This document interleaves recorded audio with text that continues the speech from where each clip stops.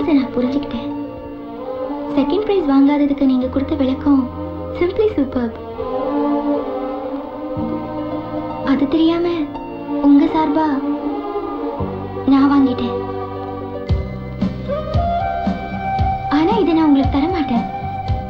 கண்டிப்பா அடுத்த வருஷம் நீங்க ஃபர்ஸ்ட் பிரைஸ் வாங்குவீங்க. அப்போ என் சார்பா இதை உங்களுக்கு தரேன். Best of luck.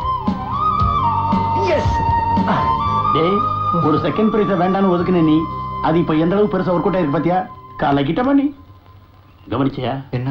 அவ பாட்டு உங்ககிட்ட இருக்கு, உன் பிரைஸ் அவகிட்ட இருக்கு. டேய், நான் தம் அடிச்சத பாத்துருப்பாளோ? டேய் டேய் டேய், ரொம்ப ஓவர்ரா நீ. இந்த காலத்துல லவ் பண்றதுக்கு பேசிக் குவாலிஃபிகேஷனே தண்ணி அடிக்கிறதும் தம் அடிக்கிறதும் தான்.